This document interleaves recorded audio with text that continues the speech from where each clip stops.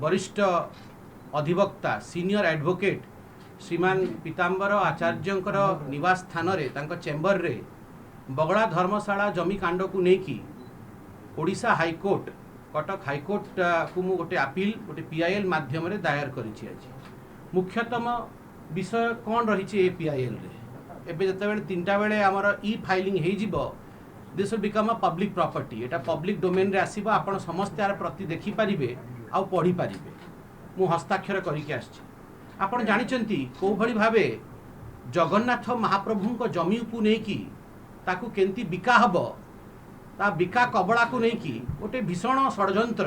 ओडिशा सरकार करिछि पुरी प्रशासन करिछि।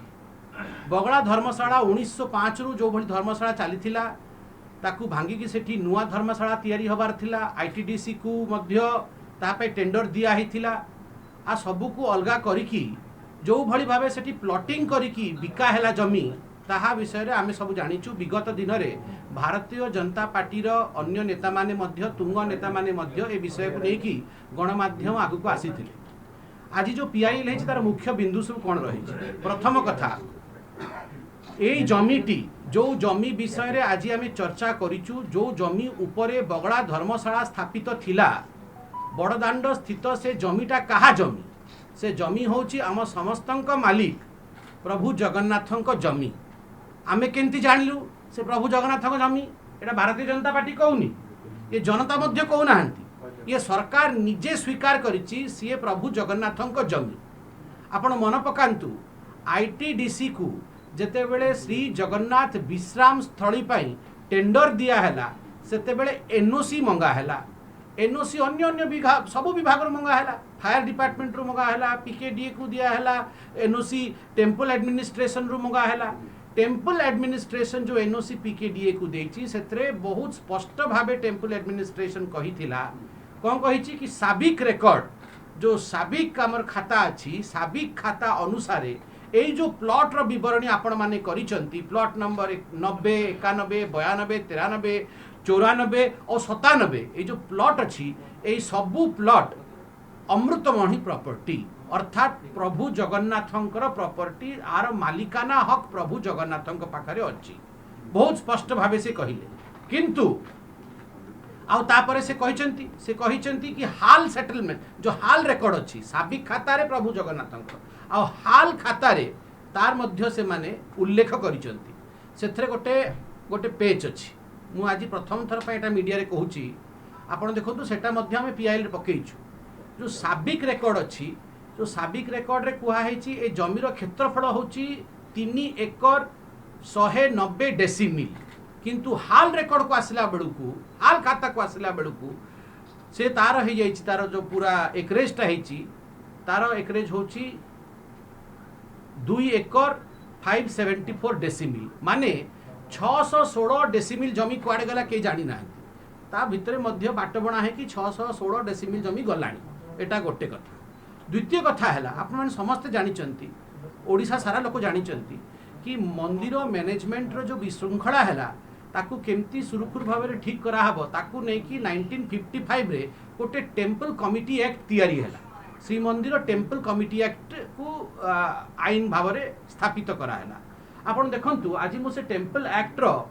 जो मुखबंध जहाँ को इंग्राजी रे आमे प्रिएम्बल कहूचु से प्रिएम्बलटा पढ़िबे आपण निजे जानि परिबे को भली भाबे ओडिशा सरकार ए टेम्पल आईन रो टेम्पल एक्ट 1955 रो मुखबंध जो प्रिएम्बल तार विरोधाचरण करिछि एटा होछि टेम्पल एक्ट रो प्रिएम्बलटा आपण देखि परचंती मु तार गोटे छोटिया भागटे पढ़िबी अधिका समय नेबिनी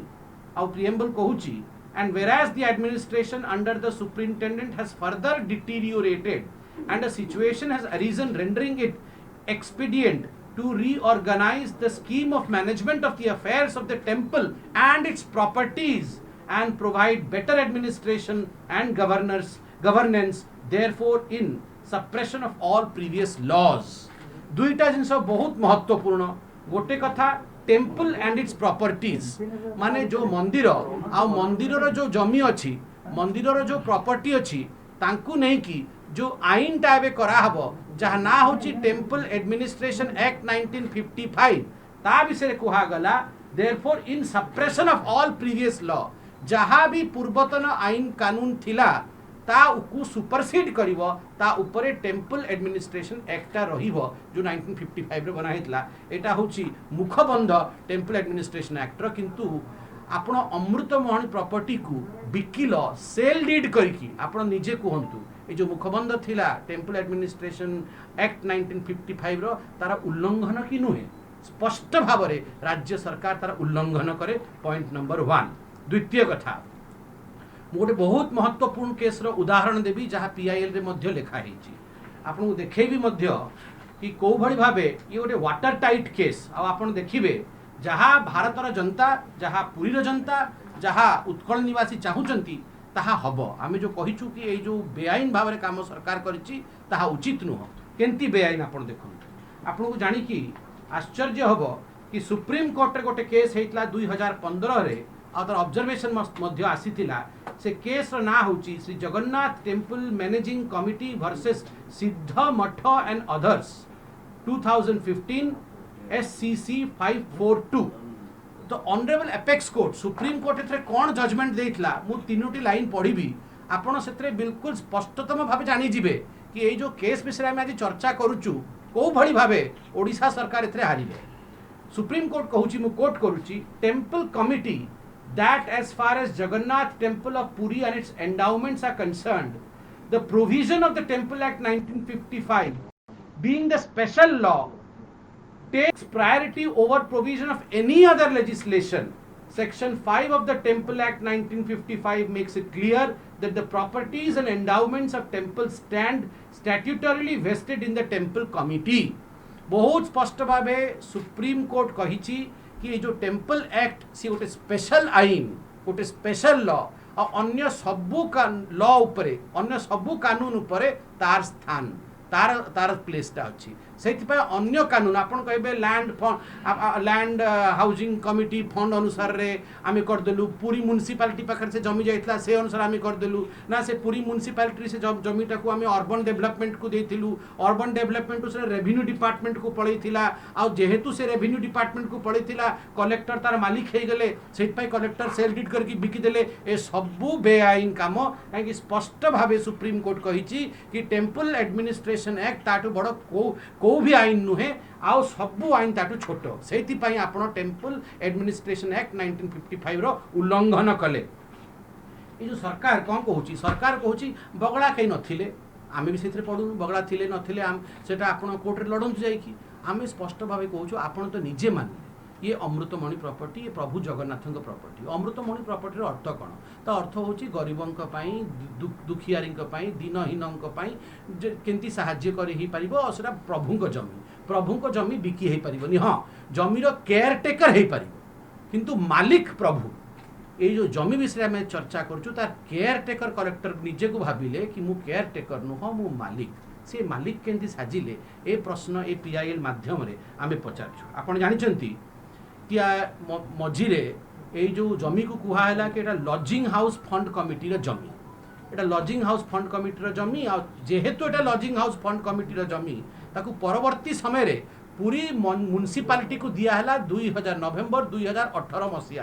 तापरे 2018 मसीह ताकू कलेक्टर बसिकी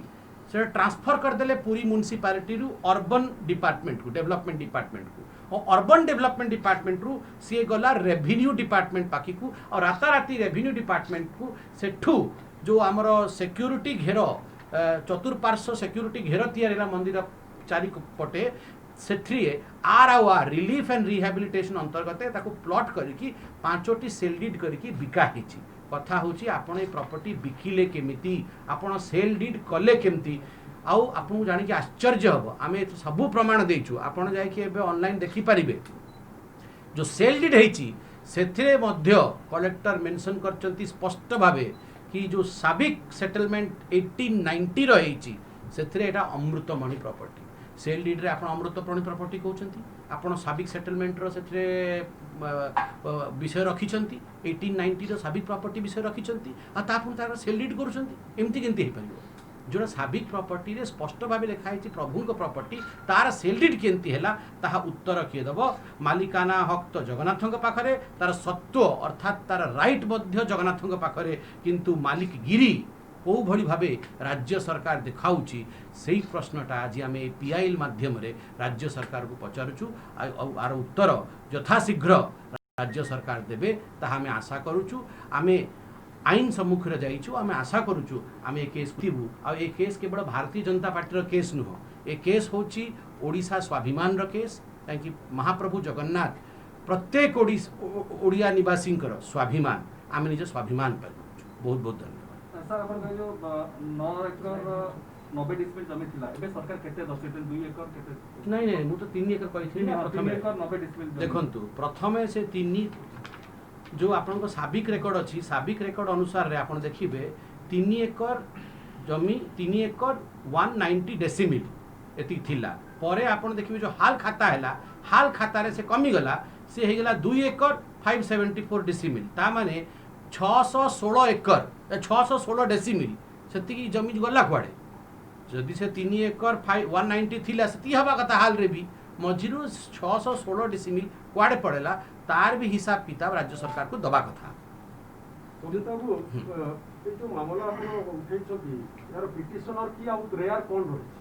ता पिटिशनर मु रही आ ता प्रेयर मुख्यतः रही कि आपण ये जो बेआईन काम करचंती तार तदंत हो